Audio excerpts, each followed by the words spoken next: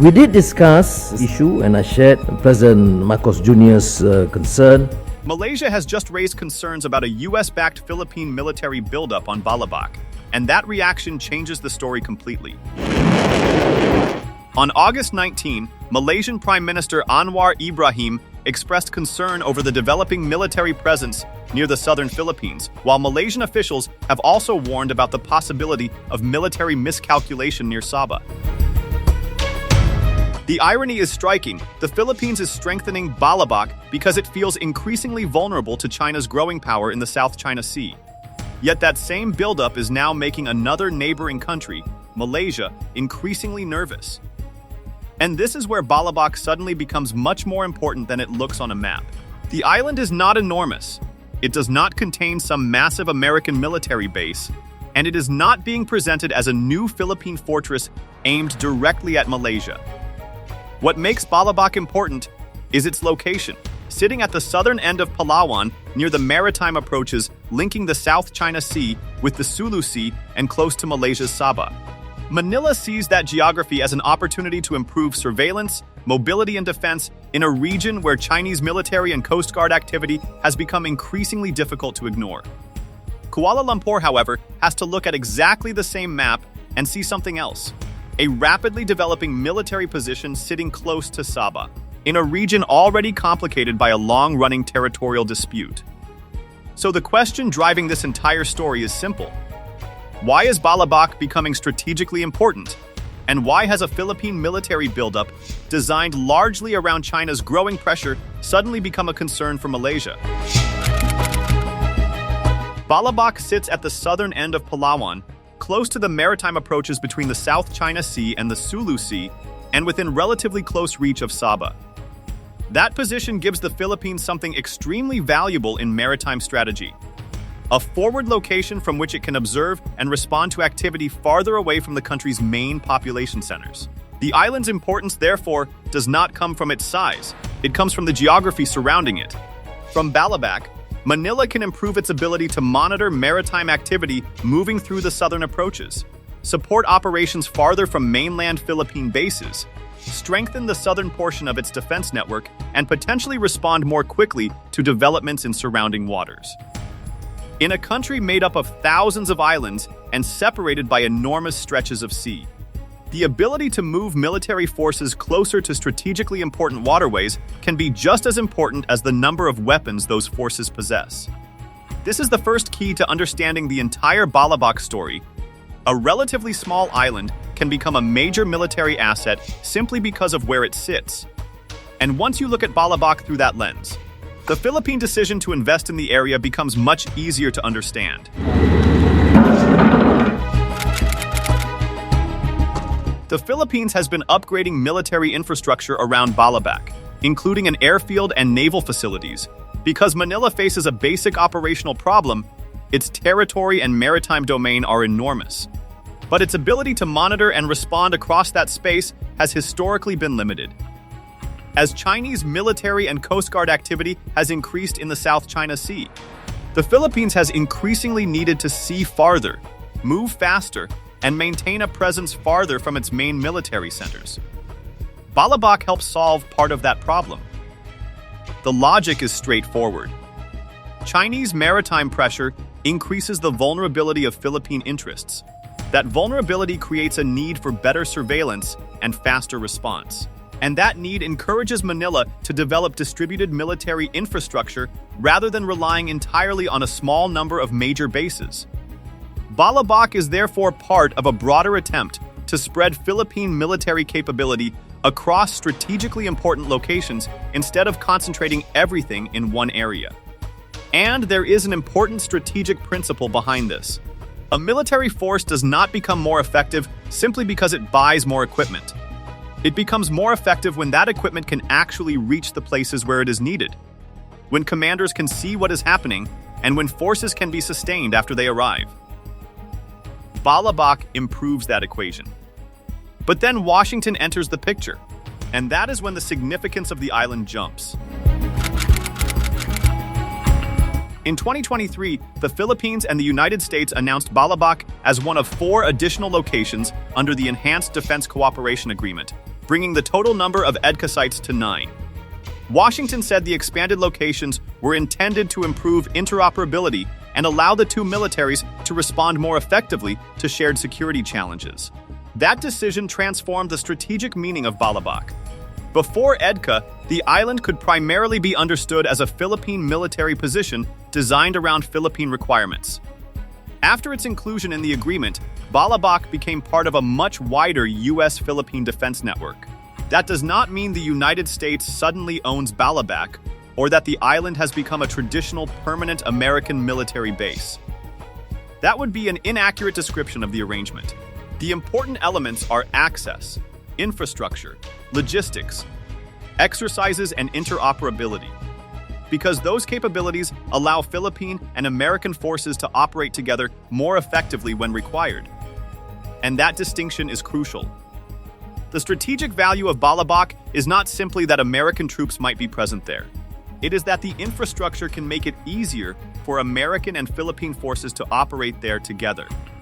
That means the island becomes useful as part of a distributed military network stretching across the Philippines. And then, in 2026, the theoretical importance of Balabac became something much more concrete. During Balikatan 2026 in May, U.S. Marines, U.S. Army forces, Philippine Marines, and Australian troops conducted an operation designed to secure and hold Balabac airfield. U.S. MV-22 Ospreys inserted forces onto the island, while U.S. Army HIMARS systems were moved into position using Army watercraft. The exercise then demonstrated live fire integration against simulated maritime targets. This is the moment when Balabac stops being simply a location on a map and becomes a demonstrated military capability. Because the exercise showed a sequence that is strategically important, forces can arrive, secure the airfield, move long-range fires into position, and operate from the island while influencing the surrounding maritime environment. U.S. Army material specifically described HIMARS operating from Balabac as potentially protecting shipping entering the Sulu and Sulu Seas. That demonstration matters because military infrastructure only becomes strategically meaningful when forces can actually use it. An airfield is one thing. An airfield that can receive aircraft carrying troops is something else. A missile system is one capability. A missile system that can be transported to an island, deployed there, and integrated into a wider operation is a much more useful military asset. And Balikatan demonstrated precisely that kind of mobility. The island can potentially function as a forward operating position rather than simply a static facility.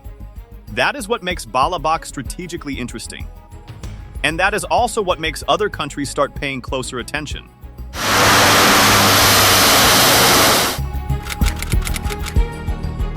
China is the strategic driver behind much of the Philippine-American military adjustment in the South China Sea. Although that does not mean Beijing has publicly declared Balabac itself to be a specific target, or that every Philippine military improvement is automatically directed against China.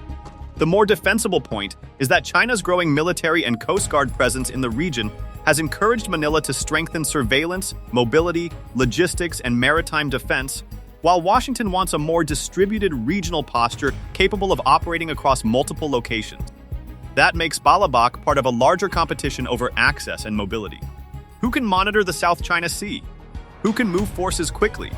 Who can sustain them? Who can protect maritime routes? Who can deploy long-range fires when necessary? And who can operate from strategically positioned locations rather than depending entirely on forces located hundreds of kilometers away? Those are the questions that give Balabac its importance. But there is a problem. The Philippines is not the only country looking at this map. Now turn the camera south, because from Kuala Lumpur, Balabac looks very different. From Manila, the logic is easy to understand. China is becoming more assertive. The Philippines needs stronger defenses. Balabac provides a useful forward position. American access increases Philippine capabilities. But now imagine looking at exactly the same island from Sabah. The picture changes. Malaysia is not viewing Balabac primarily through the Philippines-China confrontation.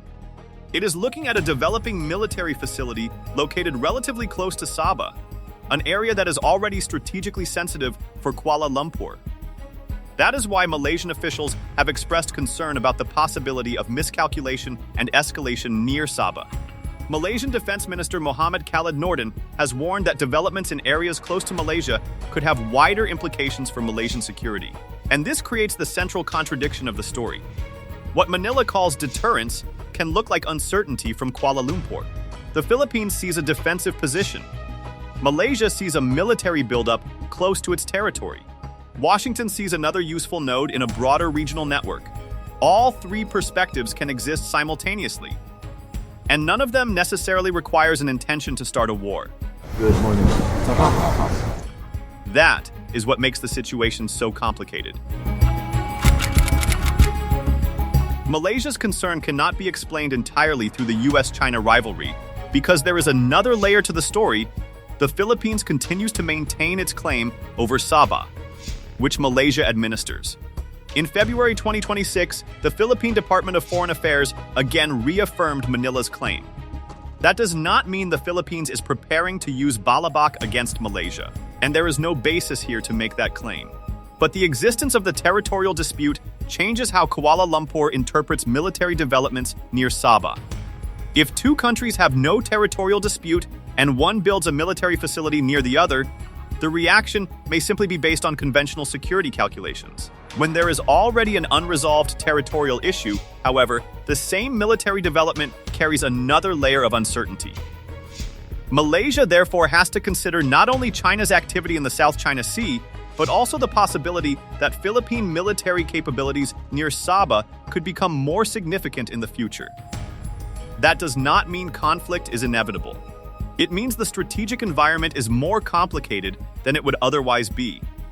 And this is precisely why Malaysian officials are paying attention. Balabac ay strategic para sa Pilipinas dahil ang isang channel na international sea lane sa southwestern Philippines ay dito dumadaan. Now put the three perspectives together. For Manila, the calculation is essentially China, vulnerability, deterrence, and Balabac. The Philippines wants to improve its ability to see farther into its maritime approaches, move forces more quickly, and protect its territory and maritime interests. For Washington, the calculation is China, regional competition, distributed access, and Balabac. The United States benefits from having more locations across the Philippines where American and Philippine forces can train, operate, and improve interoperability. For Kuala Lumpur, the calculation looks different. A growing military facility near Sabah creates greater uncertainty, particularly when that facility is connected to American military access and exists alongside a Philippine territorial claim over Sabah. And this produces the most important idea in the entire story. All three countries can believe they are acting defensively while the overall security environment becomes more dangerous. The Philippines strengthens Balabac because it feels vulnerable. The United States supports Philippine defense because it wants stronger deterrence. Malaysia becomes more cautious because it sees additional military capability near Sabah. And if Malaysia responds by strengthening its own defenses, the Philippines may then interpret those moves through its own security concerns. Nobody has to deliberately choose confrontation for the security environment to become more complicated. That is the classic security dilemma. The security dilemma is especially powerful in a region where countries cannot easily determine the intentions behind another state's military preparations. Suppose Manila says Balabac is defensive. Kuala Lumpur can accept that statement, but it still has to consider what happens if the strategic environment changes 5 or 10 years from now. Suppose Washington says the purpose of EDCA is regional deterrence and Philippine defense. Malaysia can accept that too, while still asking whether greater American access near Sabah increases the possibility that Malaysia could become entangled in a future U.S.-China confrontation. And suppose Malaysia strengthens its own defenses because it feels uncertain. Manila could then see that buildup as another change in its security environment. This is how security dilemmas develop. One side improves its defenses because it feels threatened. The other side sees the improvement as a potential threat. It responds by improving its own defenses. The first side then sees the response as confirmation that the environment is becoming more dangerous. The cycle continues even when neither side originally intended to create an arms race. That is why Balabac matters beyond the island itself. It provides a real-world example of how a military move designed to strengthen deterrence can simultaneously create uncertainty for a neighboring country. The island is therefore not an isolated military project. It is one piece of a broader transformation in Southeast Asia's security geography. The Philippines is developing a network of military positions. The United States is increasing access and interoperability. Australia is participating in exercises. China continues strengthening its military and maritime position in disputed waters. And countries such as Malaysia are trying to avoid being pulled directly into the growing competition between larger powers. This means Southeast Asia is becoming more militarily connected. But that does not automatically mean it is becoming more strategically comfortable. In fact, the opposite can happen. More exercises can improve interoperability while increasing concern among neighboring states. More bases can strengthen deterrence while creating uncertainty about future military operations. More alliances can make smaller countries feel safer while making other countries worry about becoming caught between competing power blocks. Balabac captures that contradiction perfectly. It is a small piece of territory sitting inside a much larger strategic transformation. There is another reason Malaysia's reaction matters. The Philippines is not just a U.S. treaty ally. It is also an ASEAN member and, importantly, ASEAN chair in 2026. That creates a difficult balancing act for Manila, because it needs to strengthen its security relationship with Washington while also reassuring Southeast Asian neighbors that Philippine military modernization is not designed to destabilize the region. This makes Malaysian concerns particularly significant. Malaysia is not simply a distant observer. It is another Southeast Asian state that has to live with the consequences of whatever happens around the South China Sea, Sabah, and the wider regional security environment. And if countries begin responding to one another's defensive military improvements by building even more military capability, the region could gradually become more militarized without any government explicitly deciding that it wants an arms race. That is an uncomfortable possibility. The Philippines says it needs stronger defenses because the environment is becoming more dangerous. Malaysia says it needs to pay attention because the military environment around Sabah is changing. The United States says stronger regional partnerships improve deterrence. And China remains the major strategic factor driving much of the Philippine-American adjustment. Each individual decision may appear rational. Together, however, they can create a much more complicated regional security environment. The most important thing about Balabac is therefore not what it is today, but what it could become as the surrounding military network develops.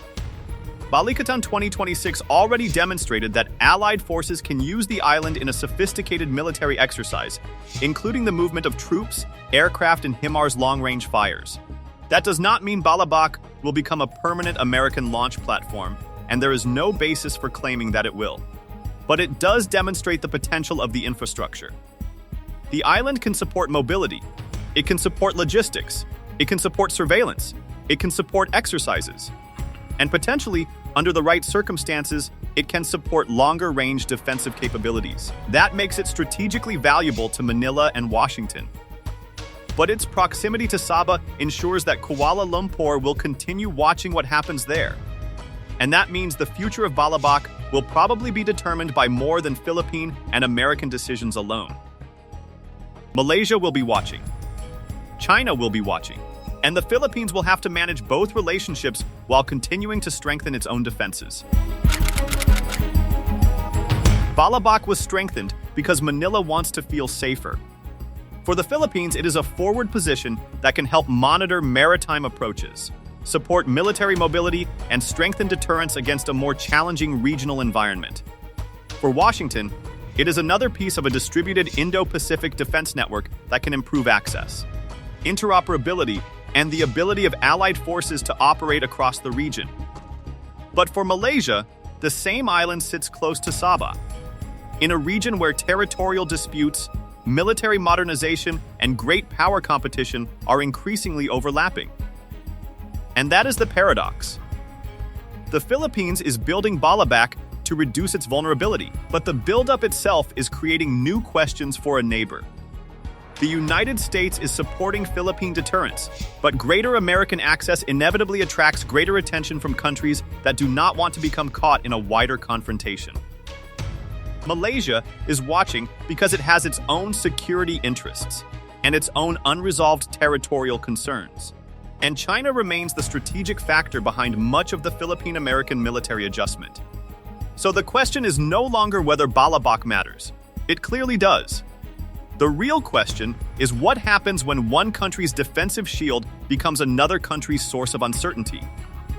Because in Southeast Asia, geography does not allow countries to build their security strategies in isolation. A military facility built to deter one threat can worry another neighbor. An alliance designed to prevent conflict can create new strategic calculations. And a small island near the edge of a country's territory can suddenly become a key piece on a much larger map. Balabac may therefore become important not because it starts a conflict, but because it reveals how easily deterrence, geography, and historical disputes can collide, and how the very measures designed to prevent war can sometimes create new uncertainty among the countries trying hardest to avoid it.